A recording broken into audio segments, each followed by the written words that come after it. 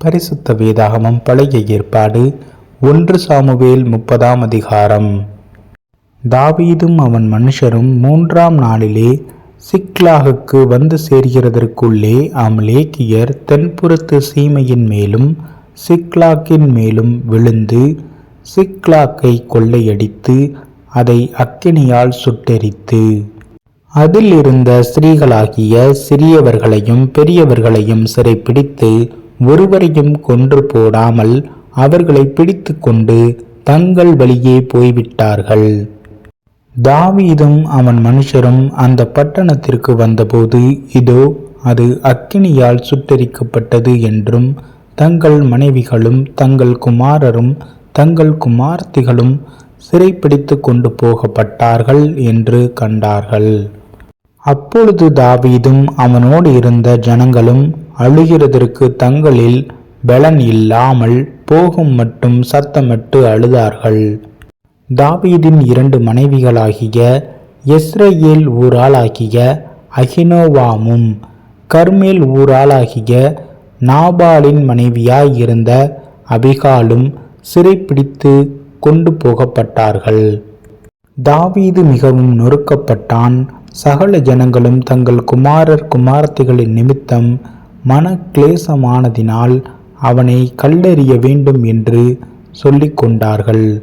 தாவீது தன் தேவனாகிய கர்த்தருக்குள்ளே தன்னை திடப்படுத்தி கொண்டான். தாவீது அகிமெலேக்கின் குமாரனாகிய அபியத்தார் என்னும் ஆசாரியனை நோக்கி ஏபோத்தை என்னிடத்தில் கொண்டு வா என்றான். அபியத்தார் ஏபோத்தை தாவீதினிடத்தில் கொண்டு வந்தான். தாவீது கர்த்தரை நோக்கி, நான் அந்த தண்டை பின்தொடர வேண்டுமா, அதை பிடிப்பேனா என்று கேட்டான். அதற்கு அவர், அதை பின்தொடர், அதை நீ பிடித்து சகலத்தையும் திருப்பிக் கொள்வாய் என்றார். அப்பொழுது தாவீதும் அவனோடு இருந்த 600 பேரும் போனார்கள்.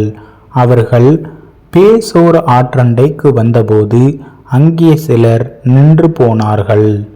தாவீதோ 400 பேரோடும் கூட தொடர்ந்து போனான். 200 பேர் விடாய்த்து போனபடியினால் பேசோர் ஆற்றை கடக்க மாட்டாமல் நின்று போனார்கள். ஒரு எகிப்தியனை வெளியில் அவர்கள் கண்டு அவனை தாவீதினிடத்தில் கொண்டு வந்து புசிக்க அவனுக்கு அப்பமும் குடிக்க தண்ணீரும் கொடுத்து அத்திப்பழ அடையின் ஒரு துண்டையும் வற்றலான 2 திராட்சைப்பழ குலைகளையும் அவனுக்கு கொடுத்தார்கள். அவன் அதை சாப்பிட்ட பின்பு அவனுடைய உயிர் திரும்ப அவனுக்குள் வந்தது. அவன் பகல் 3 நாளாய் அப்பம் சாப்பிடாமலும் தண்ணீர் குடியாமலும் இருந்தான்.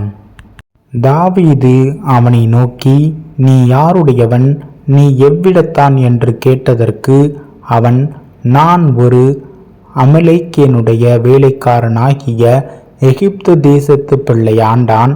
3 நாளைக்கு முன்பு நான் வியாதிப்பட்ட போது என் எஜமான் என்னை கைவிட்டான்.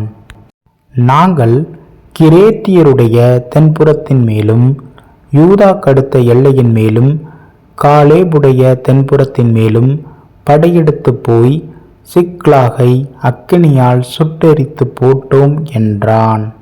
தாவீது அவனை நோக்கி, நீ என்னை அந்த தண்டினிடத்துக்கு கொண்டு போவாயா என்று கேட்டதற்கு அவன், நீர் என்னை கொன்று போடுவதும் இல்லை, என்னை என் எஜமான் கையில் ஒப்பு கொடுப்பதும் இல்லை என்று தேவன் மேல் ஆணையிடுவீரானால் உம்மை அந்த தண்டினிடத்துக்கு கூட்டிக் கொண்டு போவேன் என்றான்.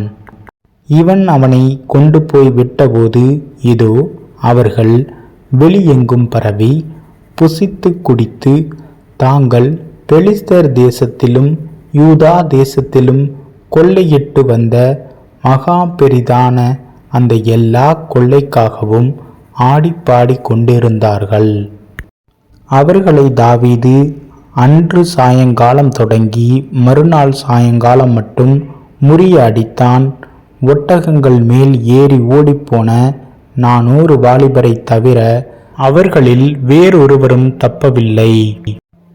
அமலேக்கியர் பிடித்து கொண்டு போன எல்லாவற்றையும் தன்னுடைய 2 மனைவிகளையும் தாவீது விடுவித்தான். அவர்கள் கொள்ளையடித்து கொண்டு போன எல்லாவற்றிலும், சிறியதிலும் பெரியதிலும், குமாரரிலும் குமாரத்திகளிலும் ஒன்றும் குறைபடாமல் எல்லாவற்றையும் தாவீது திருப்பிக் கொண்டான்.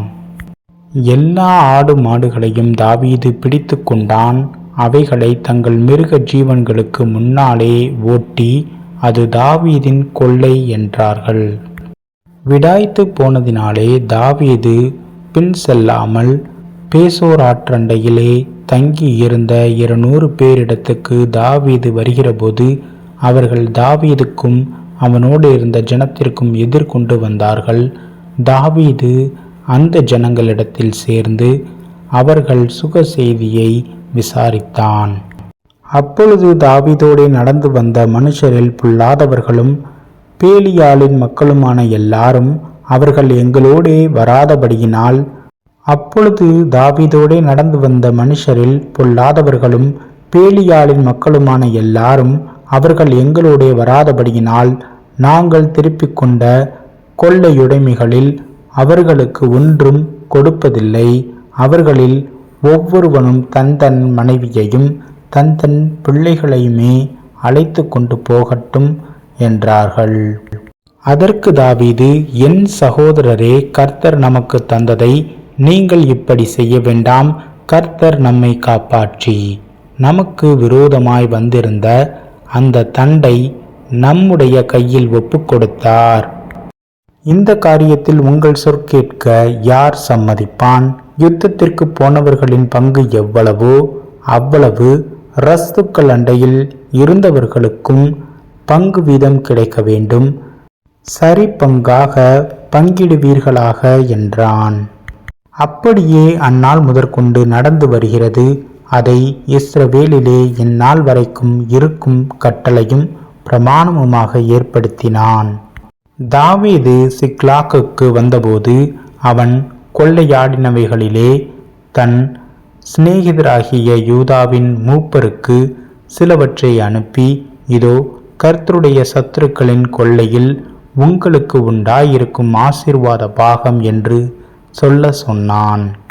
யார் யாருக்கு அனுப்பினான் என்றால், பெத்தேலில் இருக்கிறவர்களுக்கும், தெற்கான ராமோத்தில் இருக்கிறவர்களுக்கும், யாத்தீரில் இருக்கிறவர்களுக்கும், ஆரோவேரில் இருக்கிறவர்களுக்கும், சிப்மோத்தில் இருக்கிறவர்களுக்கும், எஸ்தேமோகாவில் இருக்கிறவர்களுக்கும், ராக்காலில் இருக்கிறவர்களுக்கும், எராமியேலியரின் பட்டணங்களில் இருக்கிறவர்களுக்கும், கேனியர் பட்டணங்களில் இருக்கிறவர்களுக்கும், ஒர்மாவில் இருக்கிறவர்களுக்கும், கோராசானில் இருக்கிறவர்களுக்கும், ஆற்றாகில் இருக்கிறவர்களுக்கும், எப்ரோனில் இருக்கிறவர்களுக்கும், தாவீதும் அவன் மனுஷரும் நடமாடின எல்லா இடங்களில் இருக்கிறவர்களுக்கும் அனுப்பினான்.